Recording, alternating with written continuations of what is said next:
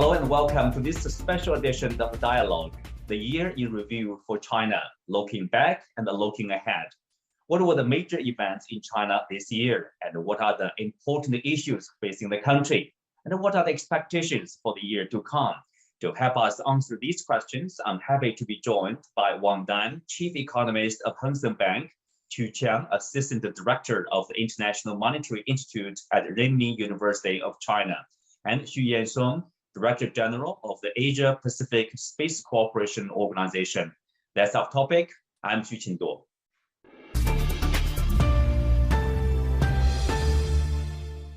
Welcome to the discussion as we are approaching the end of the year 2022, as we review the past year. So obviously, in October, the National Party Congress was one of the most important events in the past year. I was at the scene, I was covering the event, and let's take a look at what I observed first. China is to become an even more important contributor to building an open global economy in the next 5 years and beyond. That's one of the key messages from the ongoing 20th CPC Congress in Beijing. In his report at the opening ceremony before more than 2,200 delegates, Xi Jinping made it clear China is committed to its fundamental national policy of opening to the outside world. He said China strives to create new opportunities for the world with its own development and to contribute its share to building an open global economy that delivers greater benefits to all peoples. That's a reassuring message for the international business community during this time of deglobalization. Xi has said China opposes hegemony in all forms, opposes power politics, opposes a Cold War mentality, opposes interference in other countries' internal affairs, and opposes double standards. Life expectancy in China has surpassed that of the United States. The CDC's latest data for 2021 put U.S. life expectancy at 76.1 years, while in China it is 78.2 years, a figure released by the National Health Commission. According to research earlier this year by the Energy Policy Institute at the University of Chicago, pollution in China has declined by about 40% nationwide and by about 50% in Beijing, thanks to the country's war against pollution. The campaign began in 2013 when Xi Jinping took office as the nation's leader and made improving the environment one of his top priorities. In his report to the ongoing CPC Congress, Xi Jinping has pledged to basically eliminate heavy air and water pollution while bringing soil contamination under control. As the 20th CPC National Congress concludes, one thing that had stood out is the philosophy behind Chinese governance, which explains the priorities of the Chinese leadership. To put it simply, this philosophy can be instilled into a few words: fairness, balance, harmony, and peace. One good example is the Chinese goal of achieving modernization. Well, to be accurate, it's called Chinese modernization, or modernization with Chinese characteristics. The pursuit of modernization, or the transformation into an industrial and urban society, is largely universal for every country and region in the world. China is no exception. But what is exceptional is the scale of China's modernization, which must take into account some 1.4 billion people. It's not about 1% of the country enjoying the privileges of a modern lifestyle. It's about everyone enjoying it. No one is left behind.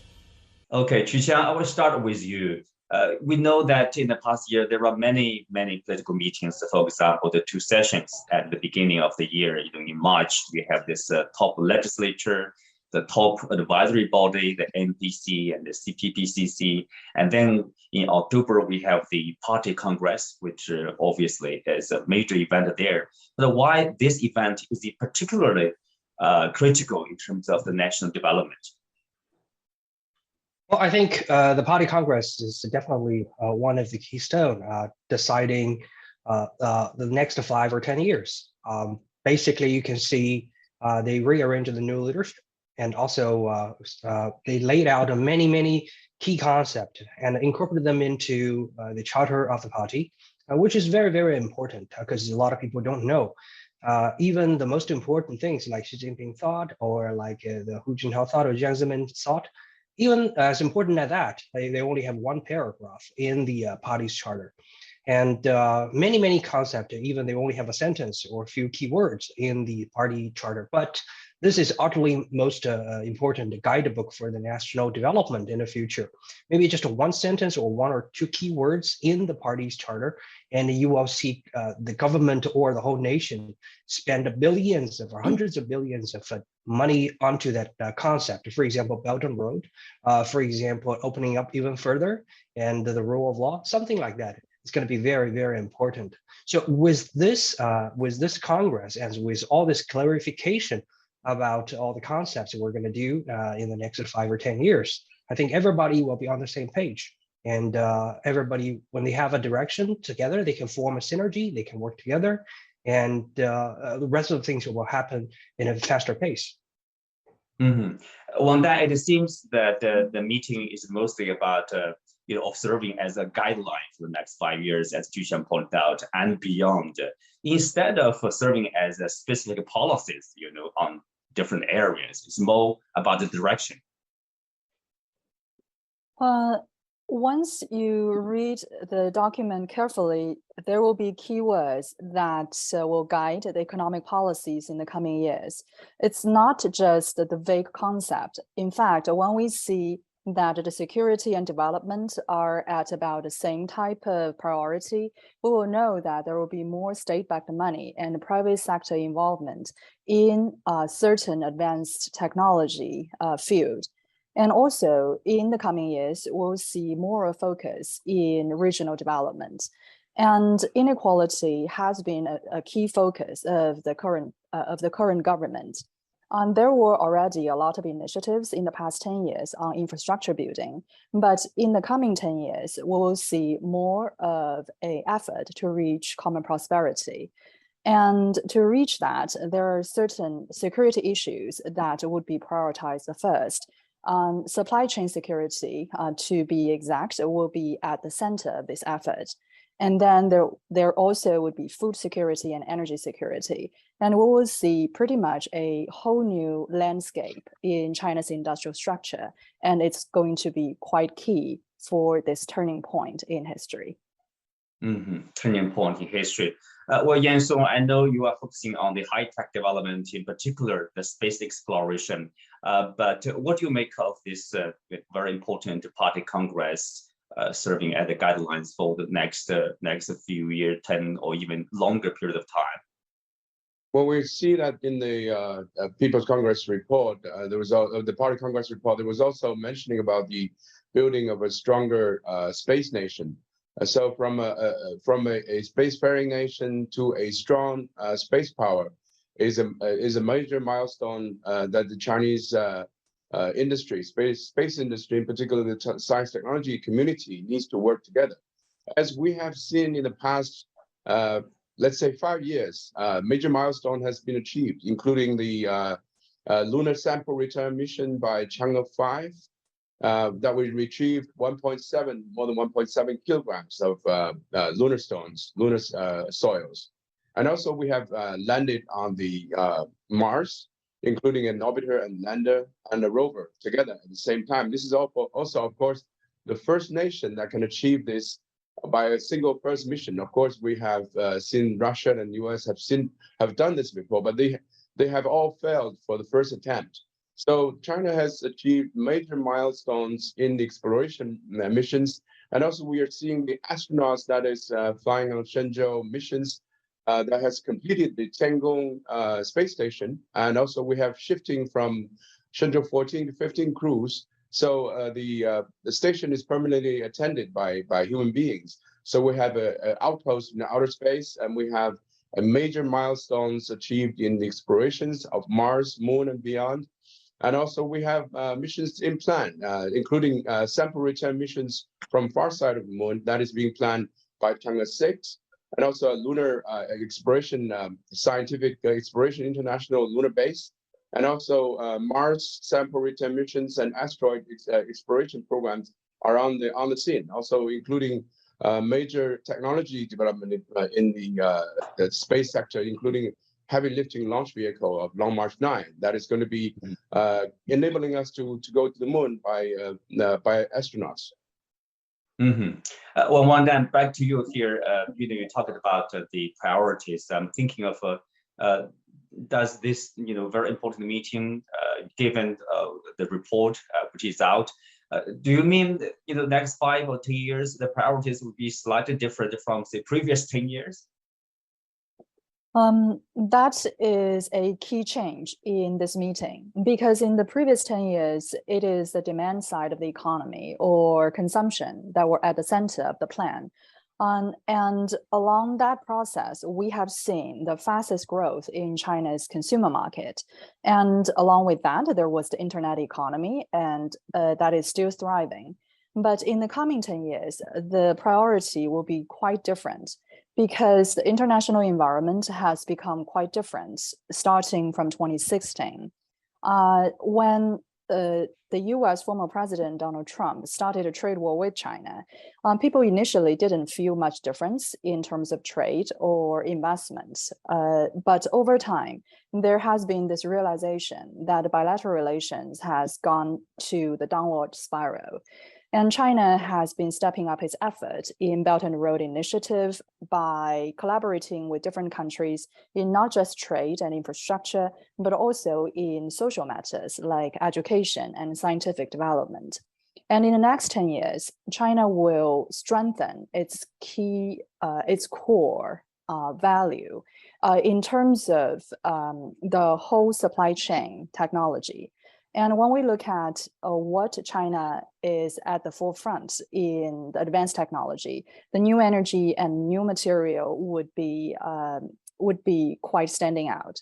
So there will be more resources being directed in this direction, and that would be fundamentally different direction from 10 years ago. Mm-hmm. Well, speak of the future, Qiqian, obviously standing out is a question we call the Taiwan question. President Xi Jinping talked about repeating the Chinese goal of striving for peaceful reunification between the mainland and the island. And of course, he again said that basically the mainland can't afford to make a promise not to use force. He also warned against this foreign interference in this issue, basically referring to the United States and some of the secessionist elements inside the island. What do you make of that statement? Some media, in particular, obviously Western media, has made a thing about that, saying that China is taking a hardline attitude on that. But for a lot of Chinese, that's basically reconfirmation of the previous position or the policy or repeating of policy. Yes, I think President Xi Jinping just made it very clear. This is the bottom line of China. Because a lot of foreign friends, they don't understand. They think China takes such a hard position in the Taiwan issue, makes China look very aggressive or somewhat. But you have to understand, China is a very, very peaceful country. Just like 500 years ago or even 1,000 years ago, China's power is actually overwhelming as an ancient country, as an ancient empire. But China never waged a war against the surrounding nations. For example, we never colonized the region in Thailand or like in Indonesia. We never do that. Even though at that time, China, the guys have 100% overwhelming power over that region, but we don't do that. We have trade. We have the trading network and system at that moment. Why China had never colonized those countries, even when they have a power? And also think about the second question, why China always have such a strong stance over Taiwan issue? Because you have to understand Chinese culture. Chinese people are peaceful people, but also Chinese people are very determined to defend its own sovereignty and the wholesomeness of its own territory. I don't think that this is arguable. China dare to wage war against the USSR and the United States, even when it's very, very poor, which is just out of ashes, starting a new country. And I think China is going to be very determined to do the things again for its own independence and the sovereignty of the wholesomeness of the sovereignty. So you have to understand that. And also, I'm very optimistic for the future of the Taiwan issue. To think about this, China, the mainland and the Taiwan province used to, stand against each other in a very, very high tension. Artillery has been used. at that moment, for example, in the 1940s and 1950s. But just several years later, everything just pieced out. And then when reform and opening up starts, and we started to visit and investment and to do a lot of things together. So never underestimate the wisdom of Chinese people as a whole. I think maybe just when you think, well, the tension is high enough, but maybe the next day when you wake up, everything's soft. This kind of possibility has always been there.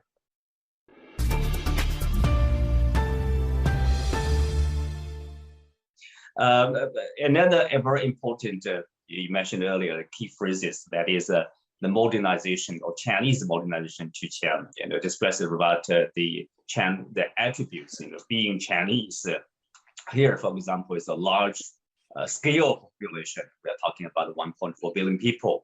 We're talking about this harmony between humanity and nature, and peaceful development, etc.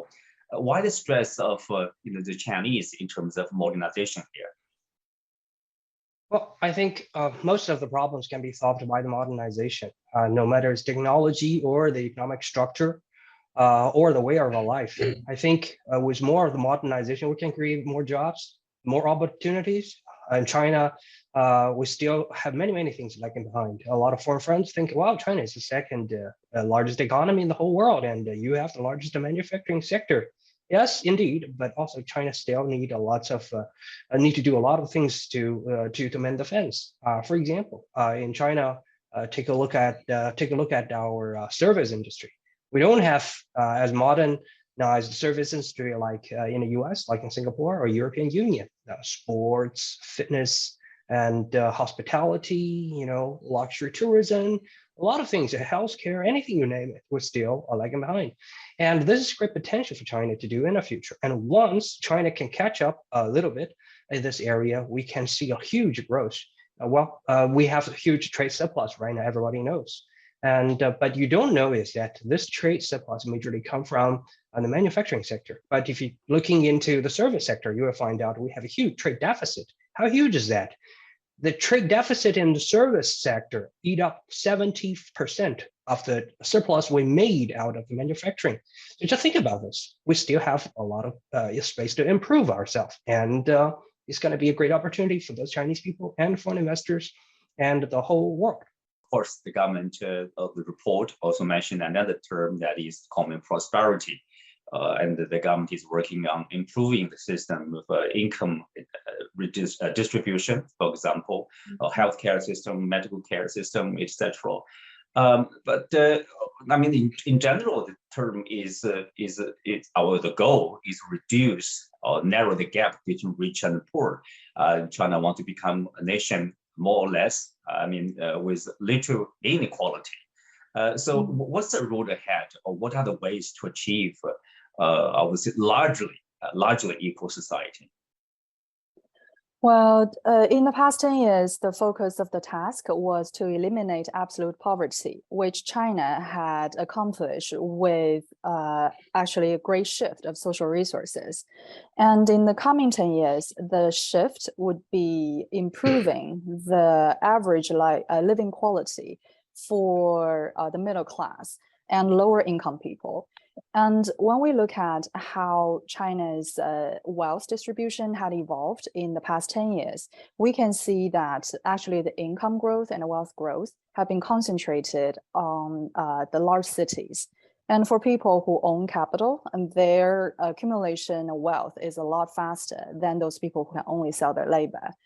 And we have seen already a redistribution in different regions when the infrastructure can help people to get better access of market and can also find a better marketing channel for a lot of the less developed regions. And that's one major improvement.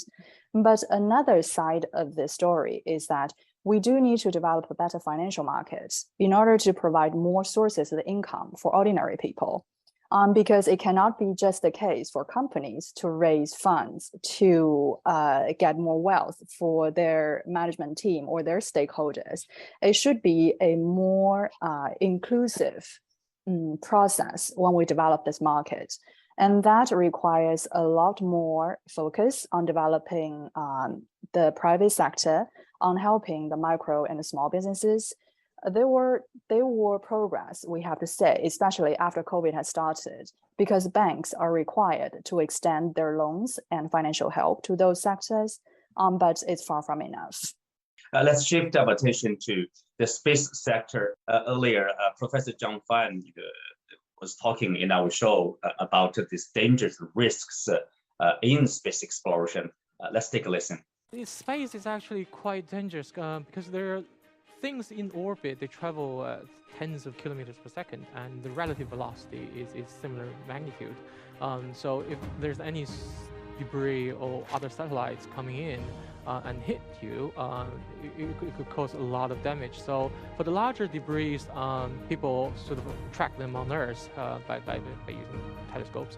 And then if they're coming in too close, you would speed up your spacecraft to rendezvous earlier to avoid collision, and then simultaneously raise orbit. And that's one way of doing things. And then for the smaller ones, you really can't see them. And even if they don't penetrate the hull of your ship, there's still the problem that if they cut shrapnels, cut little things into your handles on the outside, then for example, if you have astronauts going out and then grabbing onto it, you cut through the glove and you lose the pressure. So that's sort of things that are really dangerous. And also radiation, once again, is dangerous again. The space station is not that far away from Earth's surface, so the magnetic field is still there to protect it. However, it's above the atmosphere, so the heavier cosmic ray sort of nuclei, protons and alpha particles, other things, the heavier ones, usually blocked by the atmosphere. They are still up there.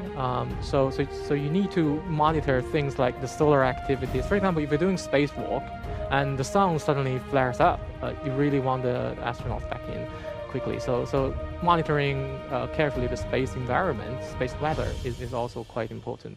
Well, yeah, so we understand that there are full of risks and dangers, obviously, in the efforts to explore the space.